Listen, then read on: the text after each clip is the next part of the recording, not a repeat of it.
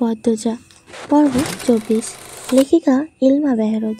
আমি আছি আপনাদের সাথে নৌসিন পারভিন। বারান্দায় গ্রিলে হাত রেখে আকাশের দিকে তাকিয়ে আছে পদ্মজা। তার পরনে শাড়ি রয়ে গিয়েছে। আকাশের বুকে থালার মতো একখানা চাঁদ। চাঁদের আলোয় চারিদিক ঝিকমিক করছে। চারপাশ থেকে ভেঙে আসছে ঝিরি পোকার ডাক। খুব সুন্দর দৃশ্য। পদ্মজা কেঁপে ওঠে পিছনে ফিরে তাকালো। মুর্শিদকে দেখতে পেয়ে গোপনে হাঁপ ছাড়ল। মুর্শিদ বললেন, তোর মায়ের কি আর ওঠে নাই? না আব্বা।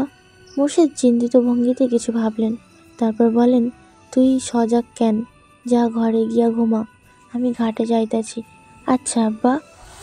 মুর্শিদের যাওয়ার পানে পদ্মজা তাকিয়ে রইল। সে কি যেন ভাবছে, কিন্তু কি ভাবছে ধরতে পারছে না। কুকুরের ঘেউ ঘেউ ডাকে উদাসীনতা কেটে গেল। শাড়ির আঁচল টেনে সাবধানে হেঁটে সদর ঘরে ঢুকল। সদর ঘরে পাটি বিছিয়ে দূরদূরান্ত থেকে আসা আত্মীয় ঘুমোচ্ছেন। তাদের ডিঙিয়ে পদ্মজা হেমলতার ঘরে আসেন। হেমলতা ঘুমাচ্ছেন বেঘরে। শুনেছিল লিখন শাকে নিয়ে তার মা নিজ ঘরে এসেছিলেন। এরপর কি হলো কে জানে। সন্ধ্যার পর পূর্ণা গিয়ে জানালো আম্মা ঘুমাচ্ছেন। হেমলতা কখনো সন্ধ্যার সময় ঘুমোয় না, তাই পদ্মজা ঘুমটা টেনে হেমলতার ঘরে ছুটে আসে। হেমলতাকে এত শান্তিতে ঘুমাতে কখনো দেখেনি পদ্মজা, তাই আর ডাকেনি। কেউ ডাকতে আসলে তাড়িয়ে দিয়েছে। ঘুমাচ্ছে যখন ঘুমাক না। এখন মধ্যরাত। পদ্মজা হেমলতার মুখের সামনে মাটিতে বসে এক দৃষ্টিতে তাকিয়ে থাকে মায়ের দিকে। গলা কাঁপছে তার। শ্বশুরবাড়ি কিভাবে থাকবে সে? মাকে ছাড়া 2 দিন থাকতে গিয়ে এত বড় ঝড় বয়ে গেল, আর এখন সারা জীবনের জন্য মায়ের ছায়া ছেড়ে দিতে হবে। এই মুখটা না দেখলে তার দিন কাটে না। এই মানুষটার আদরের শাসন ছাড়া দিন সম্পূর্ণ হয় না। পদ্মজা বিছানায় মাথা ঠুকে ফুপিয়ে উঠল, অস্ফুট করে ডাকলো, আম্মা। সঙ্গে সঙ্গে হেমলতা চোখ খোলেন। পদ্মজা খেয়াল করলো না। সে কাঁদতে কাঁদতে চাপা স্বরে বলছে, তোমাকে ছাড়া কেমনে থাকবো আম্মা? বিয়ে করাটা কি খুব দরকার ছিল? ছিল। পদ্মজা চমকে উঠে মাথা তুলল। গলার স্বর আগের অবস্থানে রেখে বলল, কেন আম্মা? সব জানতে নেই মা। পদ্মজা মাথা নত করে নাক টানে। হেমলতা বলেন, বিয়ে হতেই হবে। বর বদল হলে সমস্যা নেই। তোর কি আর কাউকে পছন্দ? হেমলতার প্রশ্নে পদ্মজার বিব্রত হয়ে উঠল। হেমলতা প্রশ্নটা করতে গিয়ে অস্বস্তি বোধ করেন। পদ্মজা মাথা 2 পাশে নাড়িয়ে জানালো, তার আলাদা করে কাউকে পছন্দ নেই। হেমলতা উঠে বসেন। চুল খোপা করতে করতে প্রশ্ন করেন, রাত কি খুব হয়েছে? মানুষের সাড়া নেই। মাঝরাত, আর তুই জেগে থেকে কাঁদছিস? হেমলতা বলেন মৃদু ধমকের স্বরে। পদ্মজা নিরুত্তর। হেমলতা জানালার বাইরে চেয়ে দেখলেন, চাঁদের আলোয় চারিদিক উজ্জ্বল। চাঁদের আলো গলে ঘরের মেঝেতে পড়ছে। জ্যোৎস্না রাত। তিনি বিছানা থেকে নামতে নামতে পদ্মজাকে তাড়া দেন। শাড়ি পাল্টে সালোয়ার কামিজ পরে নেয়। কেন আম্মা? যা বলছি কর। পদ্মজা ঘরে গিয়ে শাড়ি পাল্টে নিল। উঠানে এসে দেখে হেমলতার হাতে বৈঠা। পদ্মজা অবাক হয়ে প্রশ্ন করেন, আম্মা তুমি নৌকা চালাবে? পূর্ণা রে নেওয়া উচিত। যা ওকে ডেকে নিয়ে আয়। প্রান্ত প্রেমা যেন টের না পায়। পদ্মজা অসহায়ের মধ্যে তাকিয়ে রইল মায়ের দিকে। হেমলতা তাড়া দেন, যাবি তো? পদ্মজা হন্তদন্ত হয়ে গেল। কয়েক মিনিটের মধ্যে পূর্ণাকে নিয়ে ফিরল। পূর্ণা ঘুমে ঢলছে। হেমলতা ঘাটে এসে দেখেন মুর্শিদের নৌকায় বসে বিড়ি ফুঁকছেন। নৌকা ছাড়ো। মুর্শিদ 2 মেয়ে আর বউকে দেখে হকচকিয়ে গিয়েছেন। তার মধ্যে হেমলতা যেভাবে বললেন নৌকা ছাড়ো, আরও ভড়কে গেলেন। চোখ বড় বড় করে প্রশ্ন করলেন, কেন, কি তা হয়েছে? মুর্শিদের জবাব না দিয়ে পদ্মজা পূর্ণাকে নিয়ে হেমলতায় নৌকায় উঠে বসল। স্থির হয়ে বসেন। বৈঠা মুর্শিদের দিকে বাড়িয়ে দিয়ে মিষ্টি করে হেসে বলেন, জ্যোৎস্না রাতের নৌকা ভ্রমণে বের হয়েছি আমরা। তুমি এখন আমাদের মাঝি। হেমলতা থামেন। এরপর আঞ্চলিক ভাষায় বলেন, লও মাঝি, বৈঠা লও। ছাড়ো তোমার নৌকা। যত শিখি চাইবা তুমি ততই পাইবা।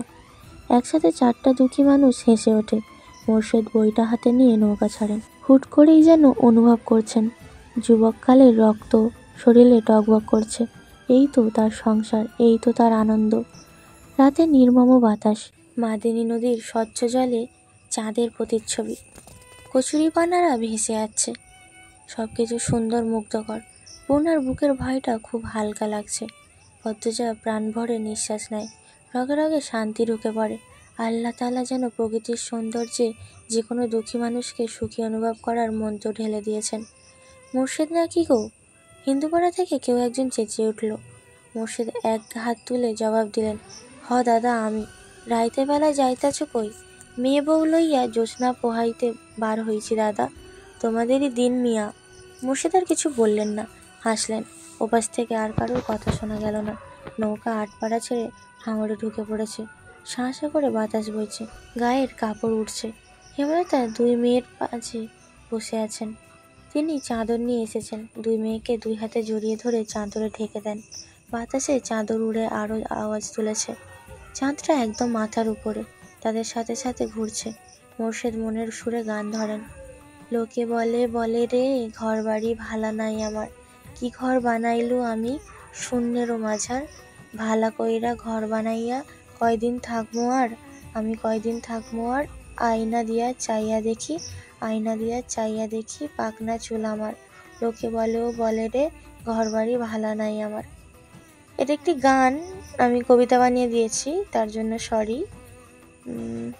পাকনা চুল আমার বলতেই পূর্ণা ফিক করে হেসে ফেলল।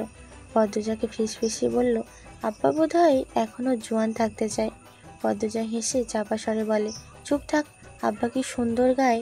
মোর্শেদ গেয়ে যাচ্ছেন, এ ভাবিয়া হাসন রাজা, হায়রে ঘর দুয়ার না বাঁধে, কোথায় নিয়ে রাখবো আল্লাই, কোথায় নিয়ে রাখবো আল্লাই, তাই ভাবিয়া কান্দ, লোকে বলে ও বলে রে, ঘর বাড়ি ভালা নাই আমার, জানতে যদি হাসন রাজা, হায়রে বাঁচন কতদিন, বানাই তো দালাল কোঠা করিয়া রঙিন, লোকে বলে ও বলে রে, ঘর বাড়ি ভালা নাই আমার। মোর্শেদ থামেন। তিন মা মেয়ে একসাথে হাতের তালি দিল। হাতের তালিতে চারপাশ মুখরিত হয়ে উঠল। এত সুন্দর সময়, এত সুন্দর রাত বারবার ফিরে আসুক। মোর্শেদ হাঁ করে তাকিয়ে থাকেন সামনে থাকা তিনটা মানুষের দিকে। তাদের চোখ মুখে খুশি ঝিলিক মারছে, অথচ তিনি জানেন এক একজন কতটা দুঃখী। মোর্শেদ ঢোক গিলে লুকায়িত এক সত্যের কষ্ট লুকিয়ে যান। হেমলতা আর তিনি ছাড়া এই কলিজা ছেঁড়া কষ্ট কেউ জানে না। মোর্শেদ হেসে বলেন, এই অভাগা মাঝিরে কি আপনারা আপনাদের মাঝে জায়গা দিবেন? মোর্শেদের কণ্ঠে শুদ্ধ ভাষায় মিষ্টি আবদার শুনে পদ্মজা পুলকিত হয়ে উঠল। ইস, আজ সব কিছু কত সুন্দর। পূর্ণা বলে, দেব, এক শর্তে, নৌকা চালানোর বিনিময়ে সিকি যদি না নেন। মোর্শেদ মেয়ের রসিকতা দেখে হা হা করে হাসেন। সেই হাসি বারবার প্রতিধ্বনিত হয়ে ফিরে আসে কানে। তিনি বইটা রেখে এগিয়ে আসেন, হেমলতার সামনে বসেন। নৌকা নিজের মতো যেদিকে ইচ্ছে ছুটে চলেছে। মোর্শেদ হেমলতাকে বলেন, দুইটা ছেড়ি রে, খালি তুমি ধইরা রাখবা, ছাড়ো তো এবার, আয় রে তোরা আমারে ধইরা বয়। পদ্মজা অবাক হয়ে মায়ের দিকে তাকায়। হেমলতা যেতে বলেন। পদ্মজা মোর্শেদের ডান পাশে বসে আর পূর্ণা বাম পাশে। মোর্শেদ পূর্ণাকে এক হাতে, পদ্মজাকে আর এক হাতে জড়িয়ে ধরে হু হু করে কেঁদে ওঠেন। অপরাধী স্বরে বলেন, আমি বাপ হইয়া পারি নাই আমার ছেড়িদের বেইজ্জতি হাত থাইকা রক্ষা করতে, আমারে মাপ কইরা দিস তোরা। মোর্শেদ কখনো এত আদর করে পদ্মজাকে জড়িয়ে ধরেননি, এই প্রথম ধরেছে। আবার কাঁদছেন। পদ্মজার কোমর নরম, মন ব্যথিত হয়ে চোখ বেয়ে জল রূপে বেরিয়ে আসে। হেমলতা মোর্শেদের পায়ের কাছে বসেন। মোর্শেদের হাঁটুতে মাথা রেখে দুই মেয়ের হাত চেপে ধরে রাখেন। কেটে যায় অনেক মুহূর্ত। নৌকা হাঙরের পানির স্রোতে একবার এদিক তো আর একবার ওদিক যাচ্ছে। বাতাসে চারজনের চোখের জল শুকিয়ে ত্বকের সাথে মিশে গেছে। নিস্তব্ধতা ভেঙে পদ্মজা বলল, জানো আম্মা, আজ আমি বুঝলাম জীবনের সুখ বা দুঃখ কোনোটাই চিরস্থায়ী নয়। দুঃখের মর্মার্থ না হলে সুখের সময়টা তৈরি করে নিতে হয়, তাহলে জীবন সুখকর মুহূর্ত আসে। আবার সুখ সর্বক্ষণ সাথে থাকে না। দুনিয়ায় লীলা খেলার শর্তে দুঃখ বারবার ফিরে আসে। হেমলতা পদ্মজার দিকে না তাকিয়ে পদ্মজার ডান হাতে চুমু দেন। চাঁদটা অর্ধেক হয়ে এসেছে, খুব তাড়াতাড়ি আকাশে মিলিয়ে যাবে। এই পর্যন্তই ছিল আমি পদ্মজা পর্ব 24। পরবর্তী পর্বগুলো শোনার জন্য চ্যানেলেই চোখ রাখুন। সবাই ভালো থাকবেন, সুস্থ থাকবেন।